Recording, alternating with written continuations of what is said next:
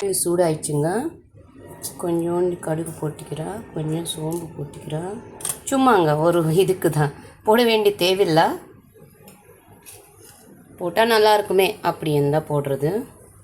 இது நிறைய இந்த வில்லேஜில் எல்லாமே அம்மியில் மிதிச்சு பண்ணுவாங்க. அம்மியில் நல்லா என்ன சொல்கிறது எனக்கு அது தெரியல. அம்மியில் தான் அந்த பேஸ்ட் எல்லாமே அரைப்பாங்க. அரைப்பாங்க. நம்ம மிக்சியில் போட்டுக்கிட்டோம். இப்போ ஆனியன் நான் ரொம்ப பொடிசாக கட் பண்ணியிருக்கிறேன். எதுக்குன்னா ஆனியனும் எந்த இதுவுமே நமக்கு பல்லுக்கு படாதுங்க. இது நல்லா வறுக்கணும் கோல்டு கலரில்.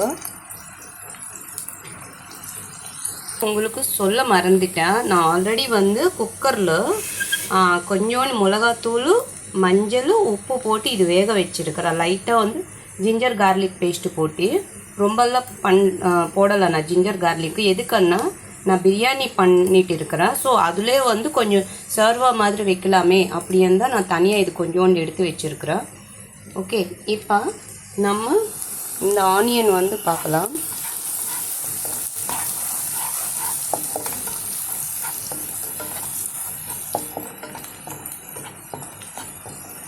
இது இப்போ நல்லா இன்னும் கொஞ்சம் நேரம் வேகட்டும்.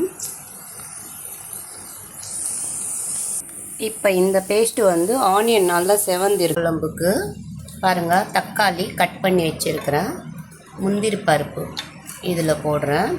அப்புறம் கொஞ்சோண்டி சோம்பு போட்டுக்கலாம் நம்ம, சோம்பு. அதுக்கப்புறம் அல்லம், ஜிஞ்சர் கார்லிக் பேஸ்ட் போட்டுடுறேன் நான் இதில். ஓகே, நெக்ஸ்ட்டு ஒரு 2 லவங்கம் போட்டுட்டேன்.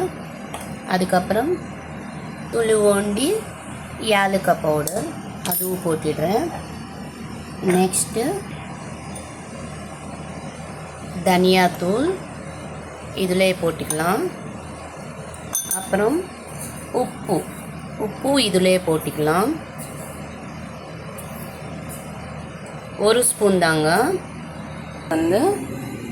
கொஞ்சம் கோகோனட் பவுடர் இதுவும் போட்டுக்கலாம். அதுக்கப்புறம் இவ்வளோ தாங்க. இது நம்ம இப்போ மிக்ஸி போட்டுடலாம். நான் எந்த மிளகாத்தூள் யூஸ் பண்ணுறேன்னது உங்களுக்கு தெரியும். இப்போ தான் ஒரு பேக்கெட் காலி பண்ணேன். இனிமேல்ட்டு நான் சொல்ல வேண்டிய தேவையில்லை. சேம் அதே தான், 3 மேங்கோ பிக்கல்ஸ் பவுட்ரு தான். ஸோ நான் இது பாட்டிலில் கொட்டிக்கிறேன்.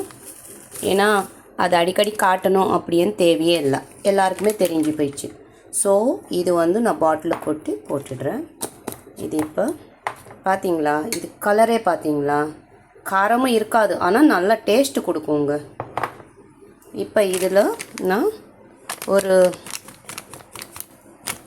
1.5 ஸ்பூன் போடுறேன். நான் 1.5 ஸ்பூன் கூட இருக்காது, 1 ஸ்பூன் அளவுக்கு நான் போட்டிருக்கிறேன்.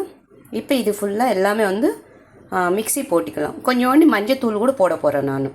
இருக்குது இந்த பேஸ்ட் இதில் போட்டுடலாம். கொஞ்சம் வாட்ரு ஊற்றி நான் குக்கரில் வேக வச்சேன் அந்த மட்டன் தண்ணி இருக்குது.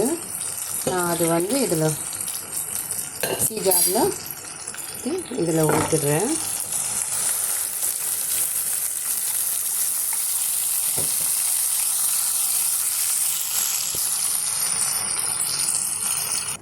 பாருங்கள், ஆயில் திரிஞ்சு வந்திருக்குது. இந்த ஸ்டேஜில் இந்த வேக வச்ச மட்டன் இதில் போட்டுடலாம் நம்ம. இது எப்படின்னா சில பேர் அது மறந்துடுவாங்க, இது மறந்துடுவாங்க. இந்த மாதிரி ஒரு சிம்பிள் டிப்ஸுங்க. எல்லாம் ஒன்றா மிக்சியில் போட்டுட்டாமன்னா இது அது மறந்துட்டேன், இது அந்த மாதிரி இது இல்லாமலே எல்லாமே மிக்ஸ் ஆகிடும். குழம்பும் நல்லா டேஸ்ட்டாகவும் இருக்கும். பாருங்கள், எந்த தக்காளி எதுவுமே கச்சான்னு தெரியாமல். இதுதான் ஹோட்டல் மெத்தடு கூட அவங்க இப்படி தான் பண்ணுவாங்க. பாருங்கள், இது இப்போ கொஞ்சம் கொதிக்கிட்டோம். இதில் நான் ஒரு 1/2 ஸ்பூனு மட்டன் மசாலா போடுறேன். 1/2 ஸ்பூன் தாங்க, ரொம்ப வேண்டாம். அவ்வளோதாங்க. இது நல்லா கொதிக்கிட்டோம், எண்ணெய் திரியிற வரைக்கும் இருக்கணும். இது நான் புல்கா, பிரிஞ்சி, புலாவ் இல்லை plain ரைஸ் வந்து பாஸ்மதி ரைஸு எல்லாத்துக்குமே வந்து வச்சுக்கலாம் இது வந்து.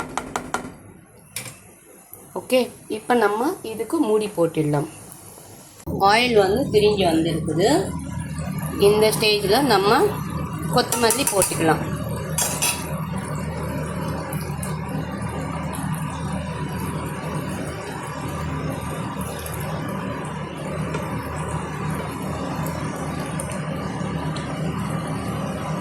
அவ்வளோதாங்க, சிம்பிள். தேங்க்யூ.